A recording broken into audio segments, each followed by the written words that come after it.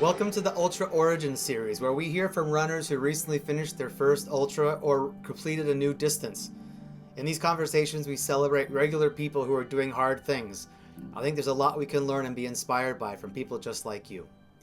In this episode, we meet Rhonda Bompens-Zimmerman, a fan of the channel who posted on my Facebook profile after finishing the Sedona Canyons 125 in May. A chance meeting with a trail runner in October of last year introduced her to the idea of trail running, and Rhonda jumped into it head first, signing up for the Sedona Canyons 125 and then running a few smaller ultras in the winter and spring as training runs. In this inspiring conversation, Rhonda shares how trail running and the ultra community have helped her find her true self in the midst of life's struggles. I love it. So you just started, Awesome. you got into the ultra space in October? Well, I learned about trail running in October. So very recently. Yeah, I was not in the ultra space anywhere. Like the most I had done was like maybe a dozen half marathons, road races over the course of like 12 years. So yeah, not seasoned in any capacity. But yeah, I was at Piestewood Peak. I know you've been to Arizona, so you're probably familiar with a lot of the terrain out here. And there was a young chick wearing an ultra hat on. And I'm like, oh, what's an ultra? And come to find out, it was Lulu, whose partner raced for Aravaipa running. So she proceeded to tell me about Aravaipa, Jamil, and like the welcoming and running community. And at the time, I was just doing some hiking. And so when I went into the mountains, there was this one girl that caught my eyes, and I didn't realize there was an actual race going on. And I'm like, oh, this must be one of the Aravaipa running girls. And come to find out, Megan was part of that race that was going on. So anyway, long story short, I thought that was kind of cool, interesting, and scary because I'm from the East Coast. So like I would never really hiked before. Yeah, and I've had some challenges in the dental space from losing some teeth in 8th grade. So I was like really fearful of falling and like ruining and damaging my body and my teeth because I've spent a lot of money on them. But anyway, yeah, so weird to enter this space and find out that people really do this. Like Yeah. I can remember the first time I saw people running down this particular mountain, and parts of it are pretty sketchy, and I'm like really nervous. And so it's interesting now I'm one of those people. I run down the mountain. I really try to be mindful of the folks around me that may not feel comfortable. You know what I mean? Like I can recall a couple times people being startled by me. So I kind of give them a heads up now. And then I purposely will slow down, particularly, when you see that folks are visitors, and they're not regulars on the trail. So, but anyway, yeah, it's been kind of fun. Well, if you just learned about ultras in October, we're talking 8 months ago or approximately, something like that. Yeah. How on earth did you jump from learning about it to then, was it last month you finished the Sedona Canyons 125? I did. Well, what happened was Lulu had mentioned this to me, and not knowing any better, she's like, volunteer for a couple races. So I volunteered at the Javelina 100 with cleanup and got to see the end of the race and the energy. And I'm like, I needed that energy in my life. So yeah, I was at the time, I would say, not in the best space physically, mentally, socially, spiritually. So it kind of was a beautiful learning for me to kind of explore how to take care of myself and be kind of curious about what that was all about and take me down out of the rabbit hole of the world that I was kind of living in while trying to support someone with a substance use issue. Really, that's what happened. Like I would use the mountains to kind of clear my head and move through things that I didn't quite understand while trying to help someone recover and break the cycle of the disease. Yeah. And I wasn't having any success at that at all. And it kind of was dominating all aspects of my life. And we know that not only for the person maybe with a substance use, but for their families and people that love them. Yeah. There's also a downside. So I felt like the mountains were my place to reframe what I was thinking and take care of my health.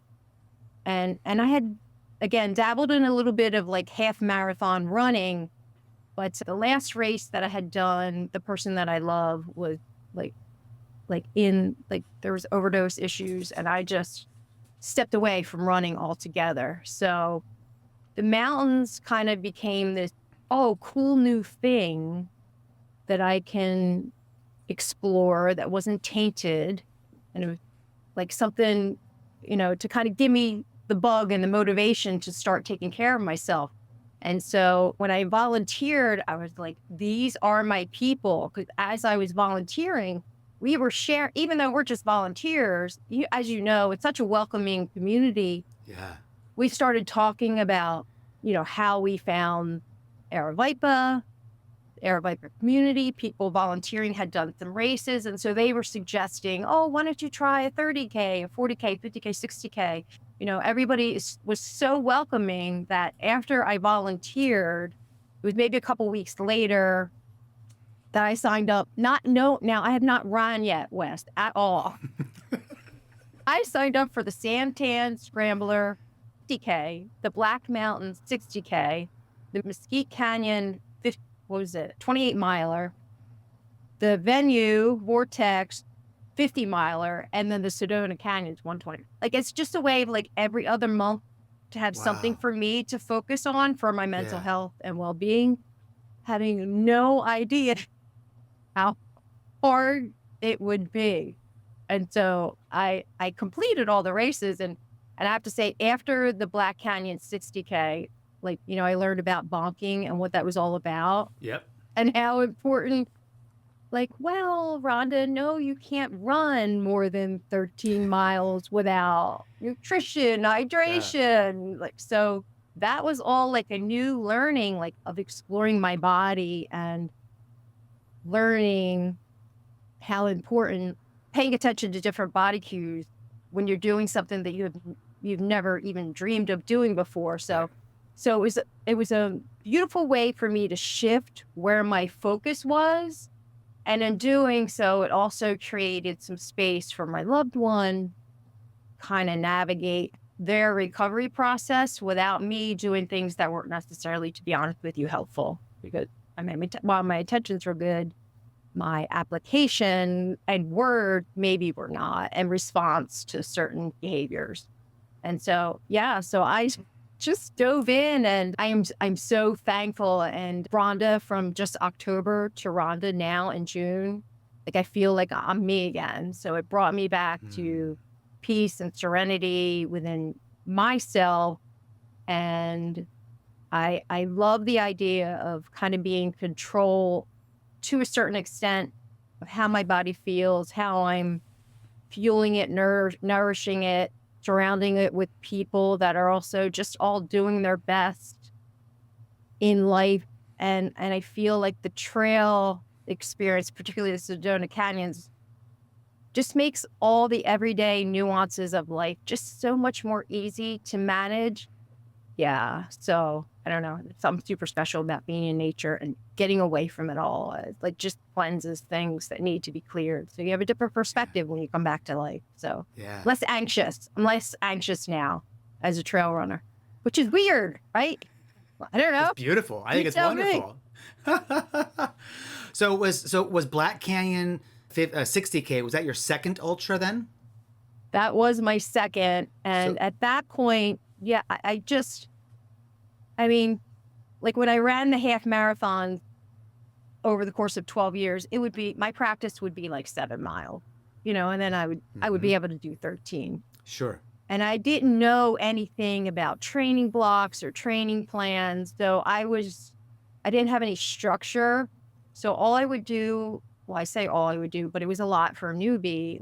I would run 6, 7, 8, 10 miles. I think the most I ran was 12 miles, practicing in the different terrain here, mostly at Payastoa Peak around that terrain there. I would run. And my husband and I do a lot of hiking throughout Arizona since we moved here back in 2017. So the hiking part, I felt okay with, but the running part, that was all learning. So that's how I actually found you, because I started watching videos of people who, I had heard about the Cocodona race. Yeah. I'm like, oh, what's that?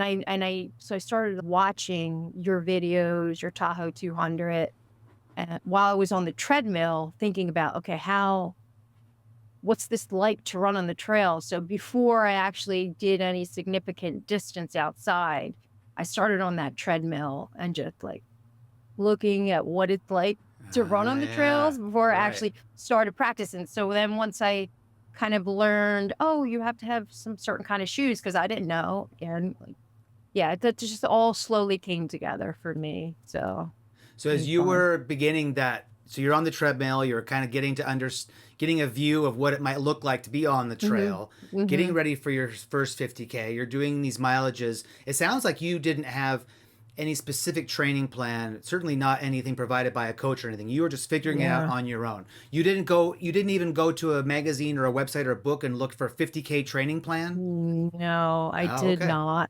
So, but That's it. again, I was just kind of maybe a little naive, Sure. but I knew what I liked about the Araviper races is like their cutoff times are generous.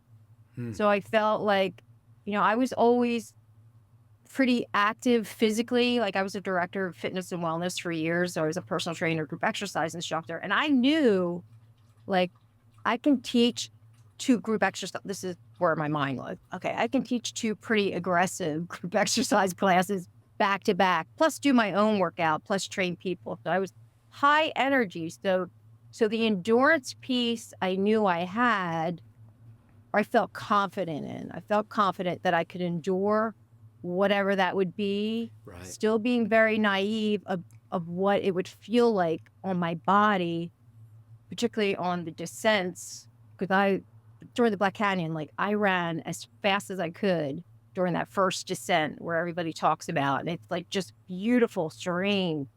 And then of course, when I get to the end of it, I learned, that she's smart because I pretty much trashed my body. And then I Yeah. struggled. I struggled the last 18 miles. So it was like, trial by learning, but Yeah. Right. There's no better way to until learn. you, yeah, but until you physically do it, like you don't understand. But I had the bug right away. I had went on a training run right before, was it right before the Black Canyons or was it right? Yeah. So I'm getting my dates mixed up. So right after the Black Canyon run, I went on a training run with a group of people that were seasoned athletes. I was invited because just through the grapevine, somebody was trying to be kind to me, like, oh, I see you done the Black Canyon. Why don't you come do a group run with us? And these are people that have been running for years and years and years. And so I just remember being at the back of the pack, just watching them run so gracefully. And I wanted to be like that. Like I wanted to get to the point where it wasn't such a struggle, because I wanted to, I don't know, become more efficient, because I Sure. liked it. I love the idea of the hours and hours and hours away from everything for a day. That really appealed to me instead of something where you're running for like 2 hours. Do you know Yeah. what I mean? Like I would Sure. rather invest more of my time in the experience. And then, as you know, like when you're running these longer distances, you have conversations with people and there's Yeah. aid stations. I never experienced that. So the different little nuances really appealed to me, that kind of again tapped into all those pieces of me that I kind of had lost them. And so this was a wonderful way to get back to living a more balanced, healthy life for me, which supported my relationship with the person with the substance use Yeah. What struggle. So you're making me think about when I was getting started and I was running with other trail runners who had experience. And my memory of it is it was very informative because I was able to just sort of pick up just little bits of things. mhm. Maybe even things that I don't even know what they were now because they weren't necessarily key learnings, but they were just Mhm. things that filled in gaps that I needed at the time. And I'm curious if you found during those, obviously you're having these conversations and you're, enjoying meeting these people. Did you find that it was really instructive for you, or did you learn specific things that helped you in your training as you were getting ready for these early ultras?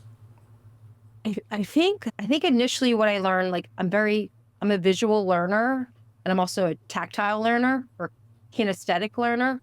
So just watching how they navigated the trail with their feet and being like really light on their feet, which was the opposite of what I was, like just trying to be more gentle with my body, moving, and then noticing, oh, they're actually drinking while they're running. Like I didn't know that was a thing. Like or Sure. taking nutrition while they're running. I'm like, oh, like and just observing. And then I think too, what was helpful for me is in these group runs, what would happen is there would be an ascent and then everybody would wait for the group. Oh, And so great. usually I was the last one, but everybody would cheer you on. Yeah. And then they'd ask you, how did you feel? How'd that feel? And I was like, I'm having problem breathing. I have exercise-induced asthma. Well, did you use your inhaler today? No. So it's like these little shared learnings helped. Yeah. And then they would give me suggestions in terms of just trying to move more gently as I descend the mountains to kind of take care of the body and pay attention to my heart rate. That was something, again, so coming from a group exercise background, like I know all about perceived effort, but that's very different in a controlled group exercise setting versus on terrain with the variables of the environment that you're actually in. Like there's a lot of things that you can't control. And so that for me was an important learning, about how much energy it requires and mental focus. Like that was a new thing too, paying attention to every single place pretty much where you're putting your feet. That requires a lot of energy, a lot of mental focus. And then, I trip and fall a lot. So, I wear gloves and just, I think, more so, I learned not to try to keep up with them because that's what I was doing when I'm talking about that heart rate zoning. I was pushing myself into like a red zone, whatever it is. Yeah. Or trying to keep up with them. And I put that pressure on myself. They didn't. So that's when they started talking about, you got to take care of your heart rate, take it easier when you're trying to power hike, and just try to not overexert yourself. And so, yeah, that was helpful for me. And then as a result of my showing up to the second time I showed up, it was all men. I was the only female and I almost left. I was like, oh my God, what am I doing here? Like, I don't belong here. Like I had that initial reaction, but again, like the guys were so cool and they were so kind. And I'm thankful I went because a couple of them they kind of stayed with me, which was nice. And so I actually learned a little bit about what a pacer can do. So they started pacing me. And so I learned actually how to move my body more efficiently just by following the person right in front of me. So that was really helpful. And then after the run, somebody actually volunteered to give my name to somebody else who was breaking into the coaching space. So after that Black Canyon run and then these 2 sessions that I had with the group thereafter, they hooked me up with a coach. So I had a coach. The Black Canyon was in February. So I had a coach towards the end of February until that Sedona Canyon. And that's where I don't know how I would have done the Sedona Canyons without it, again, because I didn't know all the different components that go into a race that massive at that length of time. So I met with this gentleman, Bill Robb. He's been coaching me. And then he prescribed training plans for me. So that's where I kind of started to have that structure. Right. Which in turn helped me successfully, I think, complete that Sedona Canyons 125. Because without the learnings from our time together, it was just a little over 3 months. I learned so much. Yeah. That helped me complete that race. So. How do you think you could describe, I'm curious about the difference between your coaching training regimen versus your self-created one. Now that you have this more experience, but also you worked with a coach, I'm curious if you look back at what you had done by yourself and you see things that maybe you were doing incorrectly or you would do differently now that you know what you know. Maybe you're not doing enough rest days, were you going too long on your long days, running too fast or too hard? I'm curious to know what you see so much benefit from in the coaching. I think for me with the coaching, I am the over aggressive person. Yeah. So like what I was doing was running like 10 miles 6 days a week. Different, sometimes it would be on flatter terrain or steep terrain, but I didn't practice like paying attention to my heart rate. I wasn't really dialed in on the importance of electrolytes. A big thing for me, a big learning for me is I've always intermittent fasted like all of my life, just because my job required a lot of physical fitness and I have some irritable bowel issues. So I was always the person that would wake up, run back then, 5 miles or whatever on a treadmill or just on the roads. And then I teach the classes, train some folks. And I wouldn't eat until later in the evening. Yeah. And my body was acclimated to that.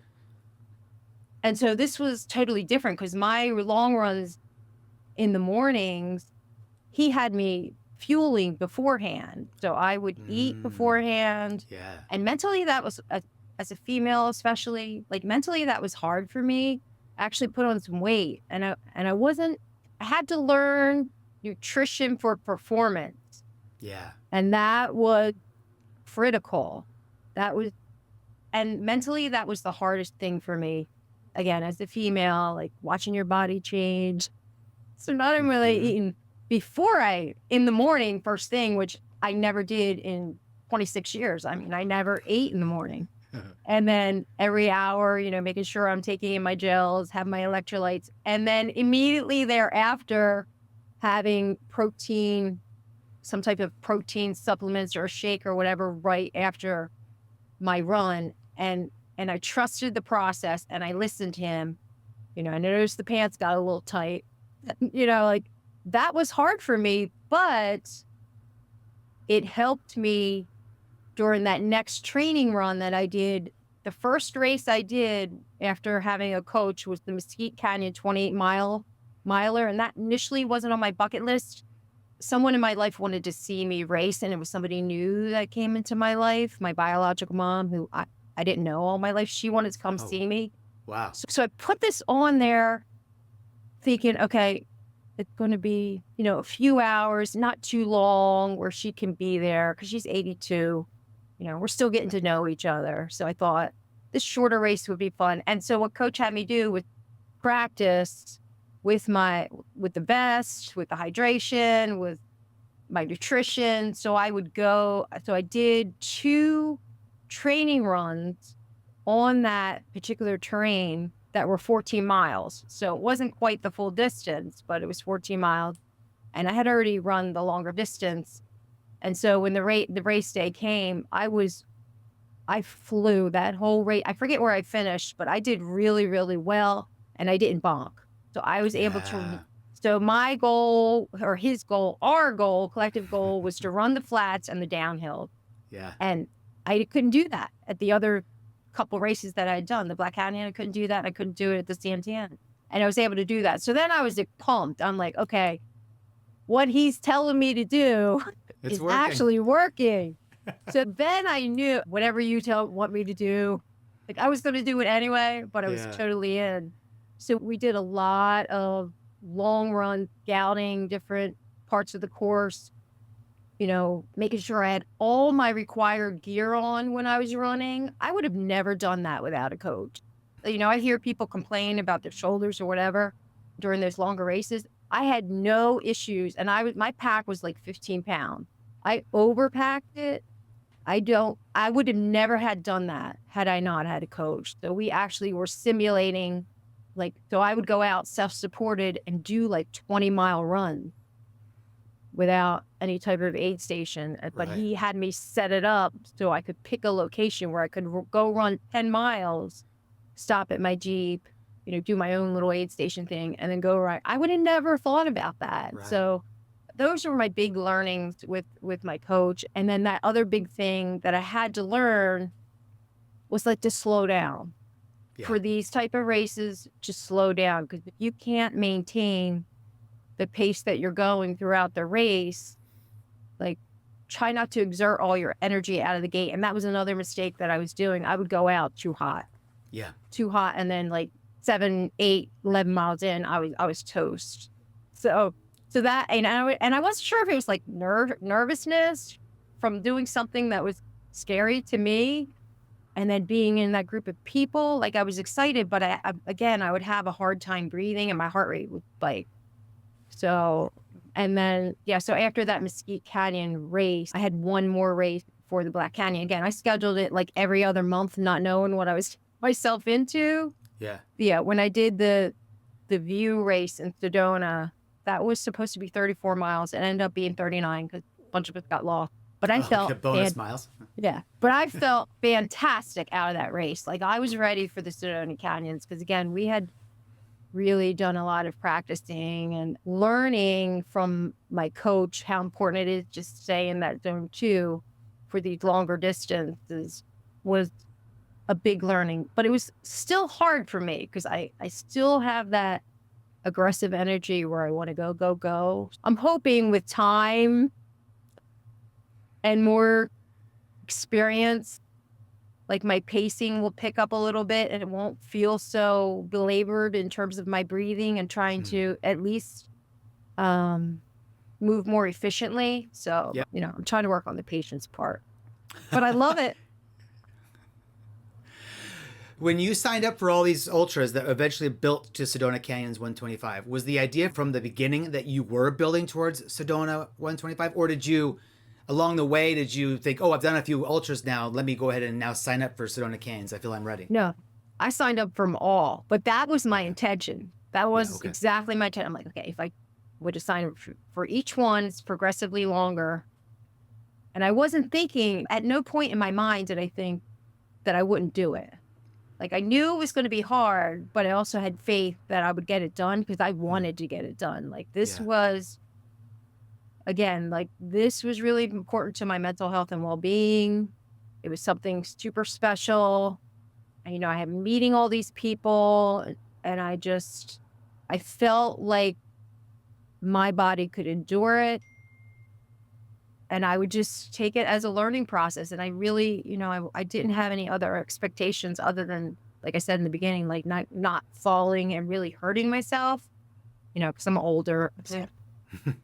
And I had rheumatoid arthritis. So that's the other thing. Like I am prone to stress fractures easily.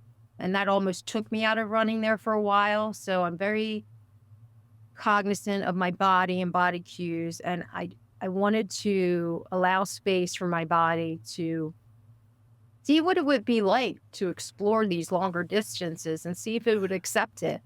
So that really was my goal. It seems like your body's doing quite well. I mean, you've held up so well through all this progression you're talking about. How are your recoveries along the way after your first 50K and after the 60K? Did you have much downtime, or were there any issues your body? I think you said earlier that you didn't have any real issues with your body. I'm curious if your recovery was easy then. Well, again, doing my due diligence to like research as much as possible, I did know the importance of Epsom salt baths and mobility stretching, from my background in wellness. So that's kind of what I would do after the 50K, came home, took a salt bath, a lot of mobility stretching, took a couple days off. That one wasn't too bad because, to be honest with you, Wes, like after mile, I think it was 20, I mostly walked. I didn't have the capacity to run at all. So I wasn't as beat up. I was beat up though after the Black Canyon, to where when I crossed the finish line, I sat down, I couldn't get up.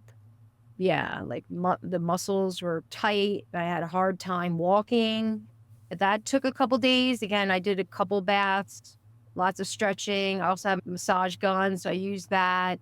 Then I gently went back into the running for the Sedona Canyons. That one, I had a lot of foot issues. Again, not going into that race, and I'd only done the 38 miles. Like I knew I could do the 38 miles. I didn't know what was going to happen after that.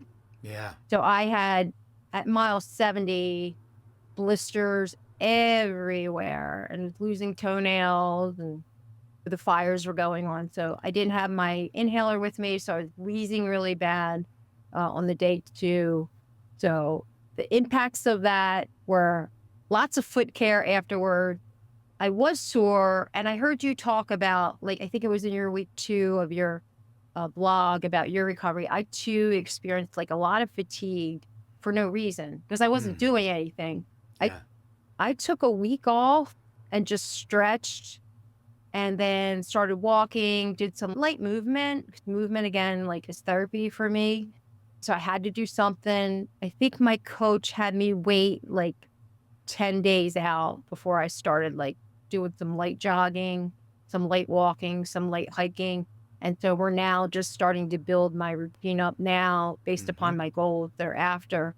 But for me, it was the residual issues of the smoke for a couple days, extremely exhausted and tired for no reason in my head because I'm not exercising now, but I know it was a trauma, a body experience, and the Yeah. feet.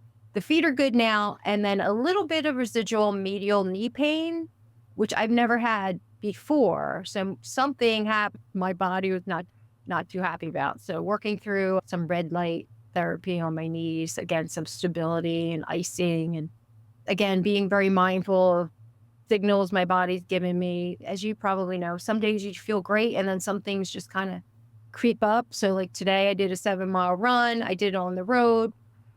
I had planned on going to the track, which is a little bit softer, but it was closed. And I noticed just a little tenderness in the knees, but nothing too bad. I mean, I worked through some issues like that before. So nothing that said, okay, you should not be running. So, Yeah. and I'm just trying to respect my vessel. Yeah. Well, No.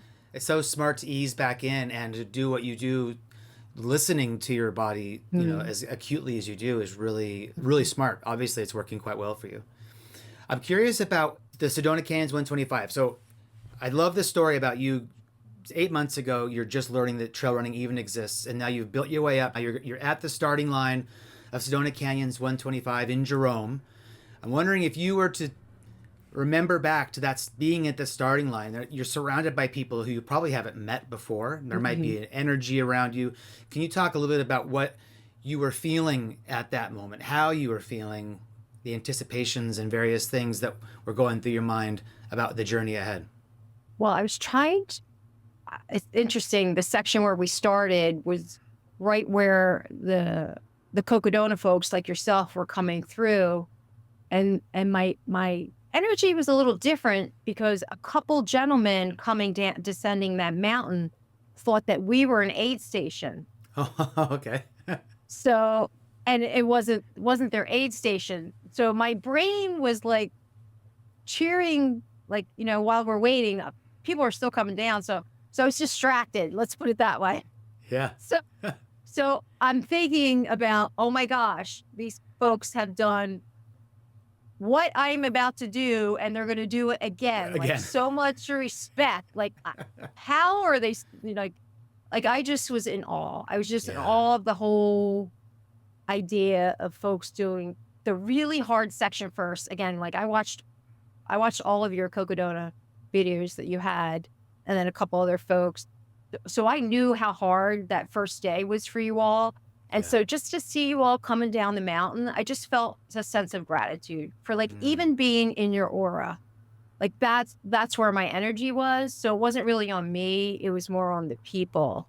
Hmm. And then Race Command had some issues with the trackers not exactly working. And of course, I was one of the 5 people whose trackers weren't ready.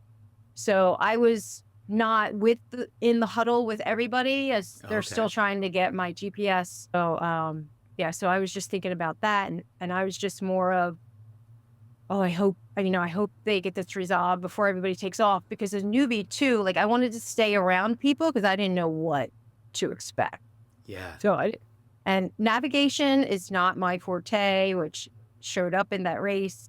Still, I felt again, like as the sun had come up and we're standing there waiting and it was kind of chilly, I was just looking at the landscape and all the different people and just feeling grateful for the moment, to be honest Mm. with you, and just feeling grateful for the fact that we get to run along folks as we move through this beautiful state.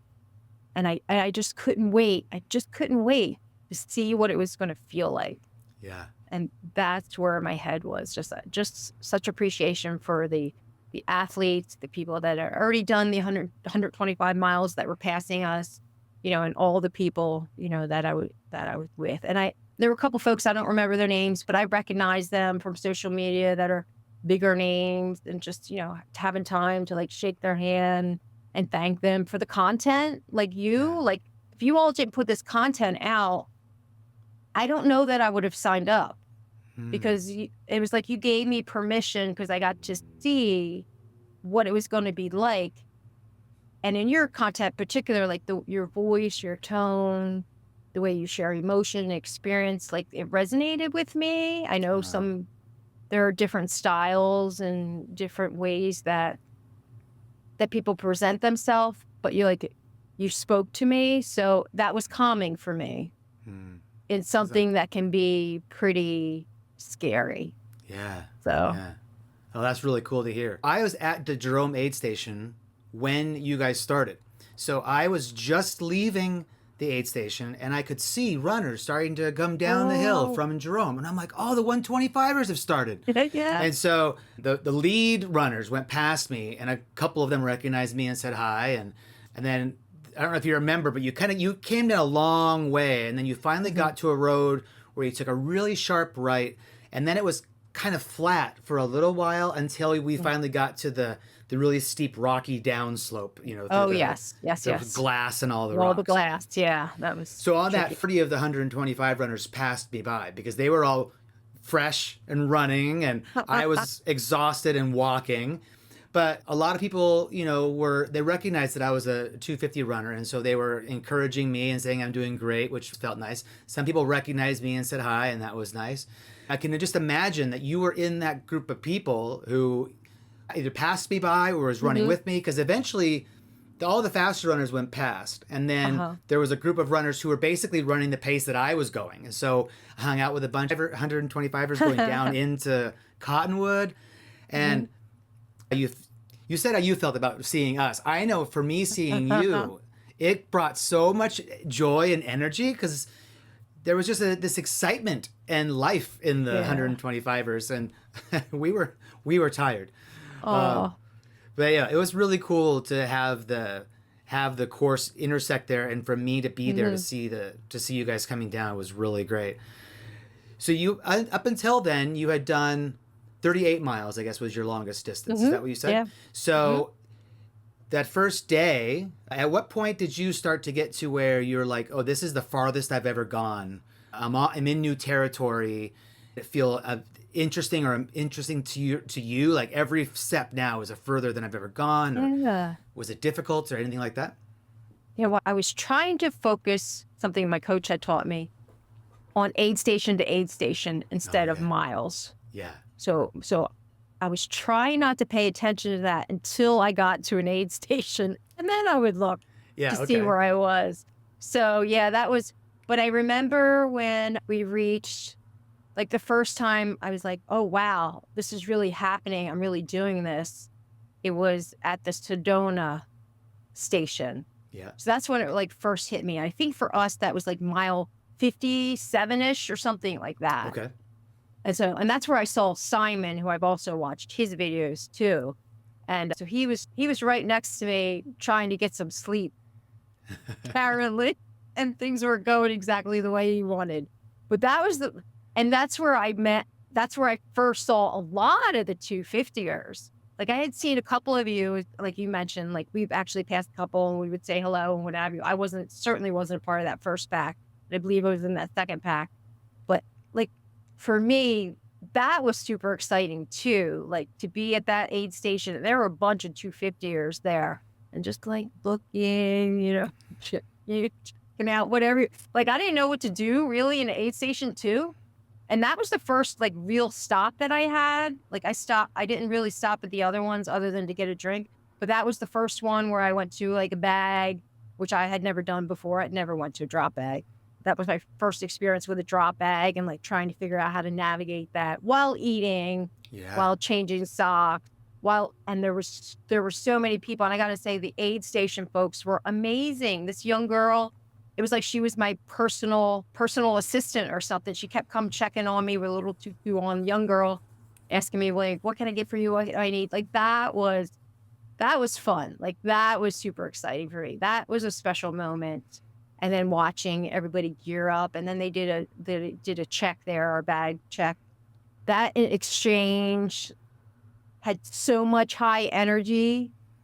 Like I felt, and so I'm like at what, 50, almost 60 miles. I felt great. And that took me through the night, that whole experience. Yeah. Oh. Were you solo? Did you have a crew meeting you? No crew, no Okay. pacers. I was Okay. me, myself, and I. Yeah. And I Wow. didn't know anybody doing the race. So yeah. Wow. That takes a lot of bravery to jump into this thing as a solo runner. Kudos to you. That's amazing. Do you remember what time of the day you left Sedona? The Sedona aid station? I don't know, but I don't remember exactly, but I knew that it would be dark, getting dark by the time the water crossing would happen. Okay. Because that's what everybody was talking about. We got to get to the water crossing before it gets dark. Of course, I didn't make it there by the time it got dark, but it was right. Yeah. So I don't know how many miles it was from that station to that crossing. That's pretty significant, pretty deep. Yes. Actually came up to my waist. It started to get, like by the time I reached it, it was pitch dark. So I'm not sure. So then you cross Oak Creek River crossing there just after Sedona. I think it's 6 or 7 miles after the aid station, as I recall. Okay. And then you had, I think, which is one of the biggest climbs, or maybe the first big climb. You had a bigger. There's a couple significant climbs coming into Sedona, but I think that Oak Creek climb is probably even bigger, or the climb after Oak Creek. But how did that go for you? Well, yeah, I was coming down the road that would lead me down to that section, and the sun had just set, so it was dark. My headlamp was on, obviously, at this point. That probably was one of the 2 times where I was a little nervous, because when I got to that crossing, there was nobody there. I was by myself. Across the way, I could see a light flashing my way, and I thought, oh, maybe they have some, again, naive, not knowing any better. But maybe they have some light so that we could see what we're doing. Yeah, because I could see the hand rope with the little spots where you could put your hand through. Yeah. So again, not knowing what was going to happen, I knew to be cautious and to take my time. And so that's what I did. And I was just thinking to myself, and maybe this happens to other folks, I don't know. I cannot fall. I cannot fall. If I fall, I don't know if anybody's going to find me, to be honest with you, because that current was pretty swift. Not that I thought that something serious would happen, but I knew that wouldn't be good. So I was hyper vigilant, making sure that I put my hand in the section. So if I lost my footing, I would at least, have some type of grip. I did have my poles with me at that time, because I picked my poles up at the Sedona aid station. So that was a little challenging, like using the poles and trying to hold on. And right. So I'm like, okay, put the poles down, make sure they're secure before you step. Like there was a whole rhythm that I got into, and I took my time and got across. And then, to be honest with you, coming up that mount, I didn't have any night gear on yet. I was so I could see through my headlamp. Like some of that was pretty sketchy. Like if you don't step correctly, you could fall, and it looked like a pretty significant drop. And so, again, I was very mindful of every time I put my foot down before I lifted the other one, to make sure that I could support myself, on whatever terrain I was stepping on. And as you know, that section wasn't really cleared. So there were a lot of branches and things pricking at you. Yeah. And then I think what helped me was, again, I was by myself at this point. I didn't see any other headlamps. A young lady came from behind me, and she was still in the 250, and she had no poles. And so she started going up it, and I let her pass me. I'm like, oh, go for it. So I was able to kind of see where I was headed at that point. So that was helpful for me, because I had no concept as to how long that was going to take me or where the top was, because I had never ran or hiked at night either. So wait, so in your preparation, your coach had you do all kinds of simulations and various things, but in all your Yes. prep, you hadn't practiced night running. No, we did not practice. We did practice Interesting. running with the headlamp. Okay. Just not. Yeah. Okay. So You couldn't see the top anyway. I mean, yeah, it's one right. even in the daytime, you don't always know where the top is because there can be Yeah, false lots of summits or false various summits. other things. But you didn't have the benefit of even seeing anything of that nighttime. Yeah. That's interesting. Yeah. I never knew when the end of that was coming, and it seemed to just keep going and going and going. But that it was hard, but again, I was so focused on making sure that my feet were secure because I did not want to fall. That's all I was thinking about. I wasn't thinking about how hard it was. I wasn't thinking about where's the top. I was just thinking of right there in the present, paying attention to where my feet were, making sure my poles were secure, because that was the first time I really used my poles, honestly. Yeah. And so, like, just making sure, navigating up that. And then once I got to the top, I could see a couple people in front of me, kind of, sort of. I was glad to be at the top of that section for sure, because that was a little, took a lot of energy just to like focus on that. But I also, again, I wasn't sure. Like, I wasn't looking at my watch to see how many miles. I also had my watch fixed so that I couldn't shut it off. So like good. So whatever screen was on there, that wasn't giving me any information that would be helpful anyway. So yeah, but there's only 2 times I got nervous, and that was definitely one section. Not that I got nervous, but I knew I had to be completely present. I could not be distracted. So, What was but I the like second that. I did thing? like that. The second one was between Kelly Canyon Aid Station, I think it is, and Walnut. Okay. Because Kelly Canyon, Fort Tuthill, and then Walnut Canyon. That's the order. Okay, so between Fort Tuthill and Walnut Canyon. Yeah, okay. Again, fine. A lot of time by myself. Did catch up with a couple 250ers, which was great to have conversations with. I was still feeling great, even though I had blisters. I would say, now that I know the time, it was about 9 o'clock that second night, 9 o'clock at night. I got lost. I went off trail. Okay.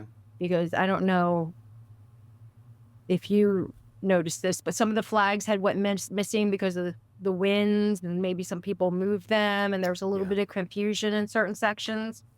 And so I saw the red flag, and it looked like a wide trail. The flag was, so I kept going. Pretty confident that that's where I was supposed to be going. I hadn't gotten lost at all. Now, I just went through another whole night, and I was fine. And so about 2 miles in, I had been having some hallucinations. So I was making sure that I was looking, again, paying attention directly to in front of me instead of looking around into the darkness so I wouldn't see things. Not that that threw me off, but I just didn't want to hallucinate. I just wanted to pay attention to where I was and not see strange figures. Yeah. And so I'm feeling pretty confident that this is the correct way to go. And then, I broke out because I didn't have the watch I didn't have it on my watch, but I had it on my phone. So I broke out my phone and I looked at the Gaia, and it's showing that I'm on it. I'm like, okay, maybe the flag missing. So I kept going, like maybe another mile. And then I got to this section where there's like 5 different intersections. And I'm like, there's got to be a flag somewhere here. And I'm looking. Now I'm really looking, and there's nothing. So then I open up my phone again, and I see that I'm off trail. Oh, okay. And I'm like, oh. So there was a little bit of a lag, apparently, in where it was pinging me as to where I actually was.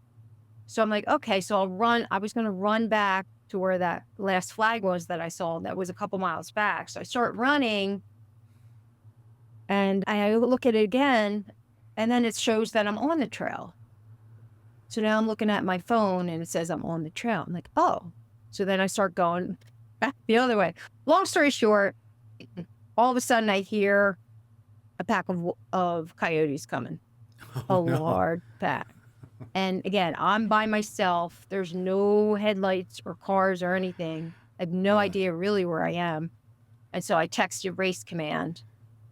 And so Race Command asked me to stay there till they pinged me. They ping me. They tell me I'm off trail and they tell me to go back to the last intersection. So I start to go back, and then I still had my faculties with me and I knew where I came from, but now I was looking up a little bit more and that started throwing me off. So I got nervous. I started looking down again, started going a little bit more. And then I stopped and I said, am I on the right trail? So I'm texting them back, or am I on? And this went on for like 36 minutes. Oh, okay.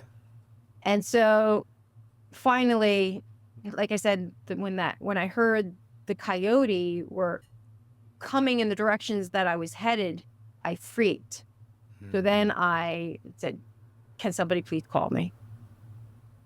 So eventually I'm thinking that you can like call this number and you can't. So I'm calling Race Command, Yeah. not Right. It was knowing a that you text only can't. number for those who Yeah. didn't know. I didn't, Yeah. yeah, I didn't know. So then finally, whoever was getting the message, which was Aaron, I think his last name Schmidt. I'm sorry if that's wrong. Anyway, he's one of the race directors for their mountain biking courses. Okay. Anyway, so he gives me his number and calls me, and then he stayed with me on the phone for Oh. almost an hour until we figured out how to get me back, because his GPS was pinging me different than where mine was. Right. So it was Yeah. this running back and forth and back and forth. I was running so fast because out from adrenaline, wanting to get away from these coyotes, that it was just like I always overshot a little bit. He wanted me to go. Again, Yeah. not knowing any better, I would run for like a solid 5 minutes and then stop. And then he would refresh. Like, Rhonda, you passed the marker. Oh. So eventually, again, I kind of knew where I came from. And I said to him, if I keep going this way, I know eventually I'm going to hit the trail. So we went with that. So I kept going the way that I thought I should go, kind of away from the coyotes. And then I saw a headlamp. And so he's like, okay, stop, stay right there. So then he refreshed his map because he had to keep refreshing it. Yeah. And he's like, hold on, I think that's Runner. So then he tried to see who that was. And so he saw it was two folks doing the Sedona Canyons. He's like, yes. And they were about 2.5, 3 miles from me. He's like, see if you can catch up with them. I'm not going to leave you. I'm going to stay on the phone with you until you get to Walnut Oh my God. Canyon aid station. And he did. So I'm running, I caught up with them, and I'm like all excited and pumped up to like see people. And I'm like, do you mind if I hang out with you? Get to the next aid station. And they're like, sure, sure. So I'm like, hey, look, Aaron, I'm with them. I don't want to hold you up anymore. Thank you so much. You don't have to stay with me. He's like, well, I'm going to keep eyes on you. And if you go off trail again, I'll make sure you have your phone, accessible, because I'll reach out to you. So yeah. So then he left, and now I'm like, I'm ready to move, So these folks are moving a little bit slower. I just had to be very mindful, like take a breath, slow down, like enjoy the people. And because at that point I just wanted to get to the aid station because I knew I was tapped out. Like I was exhausted and just wanted to sit down really. So yeah, it was a couple more miles before we got to that aid station, but that was the other time where I freaked out a bit. So I learned to work on the navigational skills. Right. Well, that's a remarkable story. One of the things I love about Aravaipa is how they will reach out to people if they're off course, or even that you can reach out to them and they'll respond to you. The fact that basically you had a virtual pacer on your phone for a while is really quite cool. One question I have is that I think a lot of people, when they're new to ultras and new to long ultras like 100-mile and bigger, one thing that can happen is you can end up having in sort of an emotional low spot for whatever reason. So I'm curious to know, you've talked a little bit about a couple of the anxious making times. Did you have any time when you were, I don't know, just in a bad place or in a place that you needed to work your way out of emotionally? Yeah, I think right after that getting lost situation, like I was questioning myself, like, do I even belong doing this? Like, what am I doing? This is crazy. I just put myself in a situation that could have been kind of not so great, with the Yeah. outcome being so close to the pack of coyotes. So it hit me there. And then I did get lost one other point. They were my low points, the getting lost. I got lost one other time near Mount Eldon where a bunch of 250ers had told me I had missed a turn, which I hadn't, but it was nice of them to like try to support me. Yeah. So there Right. again, so there was some flags missing at a turn, Oh, and I went okay. back and forth, and I could see that I was actually right. Like, actually, I am on the right spot where they were going to go up the chute. I had to just veer off and go around the little corner. And so I ended up going back and forth and ended up navigating down part of that mountain in like sticky brush, like obviously not a trail, barbed wire. I could see a road. And for a second in my mind, I was thinking, just go towards the bird. Like, okay, this race is over for you. Like, I hate to say that, but I had that thought. And then as quick as I had it, I became frustrated with myself because I knew kind of where I should be. And I felt like if I just am a little more patient, I could figure out how to get back onto that trail. So I just had to take a second to like shake that out. And Right. I'm so glad I did. And again, I went through, I knew I was off. That one, I knew I was lost. There was no question about that. But just trying to find my way back. Now I was more angry and frustrated with myself than anything.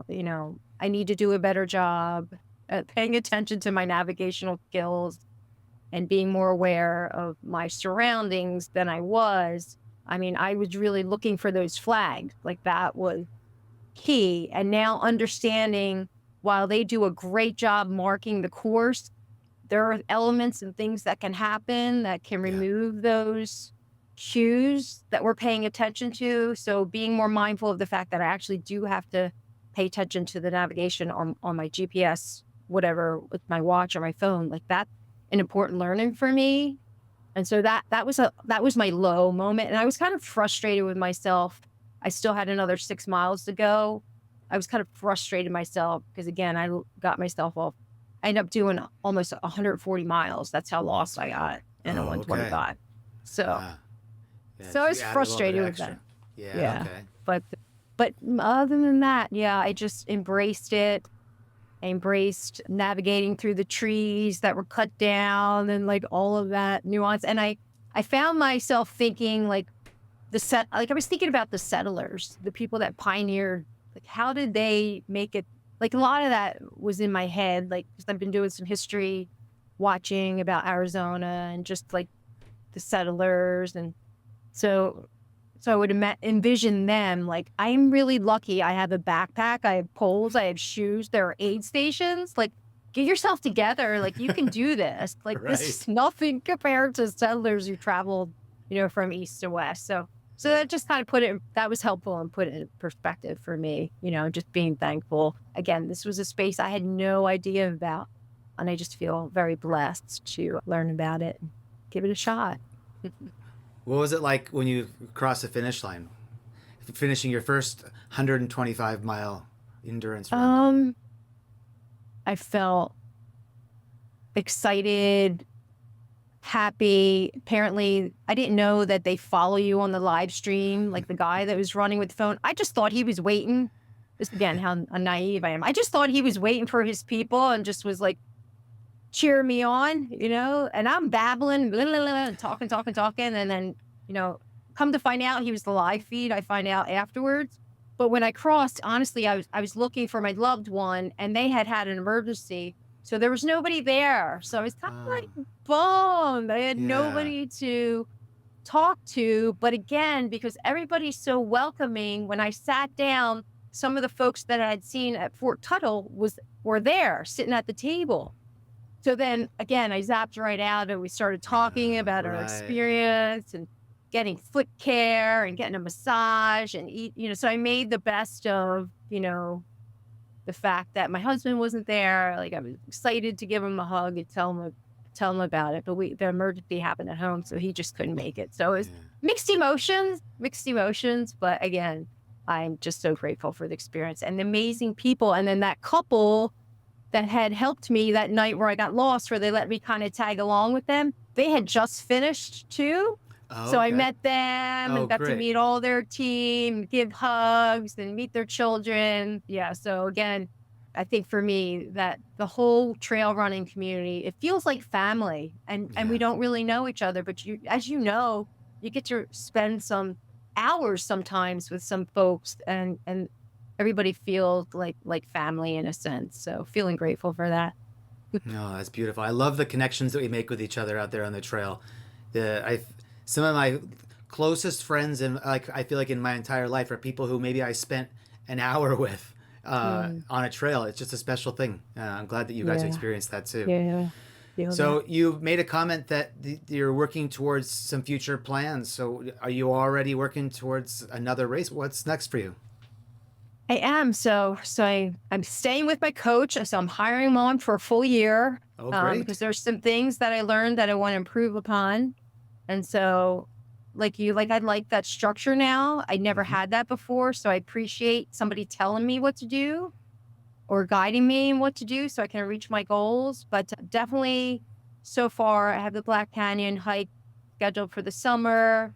In terms of racing right now, I did sign up for the Black Canyon 100K next year and the Cool. Sedona Canyons 125 again with the goal west getting into that 200 space. So, I just want to I scan, give love my it. body time to recover and really practice all my climbing skills, which is what an area I noticed climbing and navigation. So that's kind of going to be my focus of, finding my way and, Yeah. through Strava, finding some routes that I want to try to find and stay on so I can see some improvement. So right now, and again, I signed up for a couple Aravaipa running, or excuse me, a couple Aravaipa volunteer things at Javelina. I'm going to be there again. This time I'm going Oh, to work at awesome. aid station. Oh, So terrific. I'm Oh, so I'm great. looking at some more building the connections. Really, I think for me, and then just getting my feet a little more miles on my feet is a focus for me. So Oh. Well, what a thrilling adventure to go from volunteering at a race to running these races, and now you've got your second 125 on the calendar. You've had quite an adventure in these last several months. One of the things I hope that this series of conversations can provide is just some inspiration and guidance for those who are in the spot where you were 8 months ago, people who are just starting mm, out. What kind of things would you like to share to somebody who's starting out? Maybe they're nervous. Probably. mm, This is a scary thing to start into. What yeah, kind of things would you like to share with that audience? yeah. I think just being curious without judging yourself or comparing yourself to what other people are doing when there's something that maybe you're interested in exploring or trying is really important because, when you get older, you realize life is going so fast. And for me, and hopefully for other folks, we want to be active participants in our journey. And so if something lights you up that maybe you're curious about, understanding it's a learning, it's a journey. We're not perfect beings, and just appreciating the efforts to get yourself from point A towards point B and being consistent will bring about success, whatever success looks like to you. And for each one of us, it's going to be very, very different. So Yeah, that's giving right. yourself some grace, and I think trying to be as present as you can in whatever it is that you're choosing to do, whether it's a race, art, music, whatever, something new. We know how frustrating those experiences can be because we want to be good at it. But none of us are good at really anything other than, maybe trying to just be our best self with the tools and the skills and the experience that we have, and trying to treat ourselves with compassion and empathy, I think is what I would say. So just tap your toe in and see what happens, and embrace whatever happened as a result of exploring the unknown. Right. Embrace the journey. Well, that's terrific. Well, thank you for joining me to share your experience. I didn't know your story, except I knew that you had finished Stoner Canes. I didn't know how you got there, and so this is quite a Mm. fun thing for me to enjoy listening to how you did. Thanks very much for your time and for being a part of the community. I mean, I'm really excited to see what's going to happen with you. You're so enmeshed in this great community now. I think there's going to be some great things to come. And thanks for watching the channel. I'm really glad that you found that some of the stuff that I've made was inspiring for you as you got started. Sure. Thank you so much. Thank you so much. And congratulations on your nuptials here. Oh, thank you. Yeah, thank you. Okay, Rhonda. Well, thanks very much for joining. And I'll see you out there on the trails. All right. Sounds good, Wes. Thank you. Thank you, Rhonda, for coming on and sharing your story. I really enjoyed our conversation. If you have recently finished your first ultra or recently completed a major new distance and would like to share your story here in the series, go to onwardendurance.com and click Ultra Origins at the top of the page. Thank you for watching. I look forward to sharing more Ultra Origin stories with you. Bye-bye.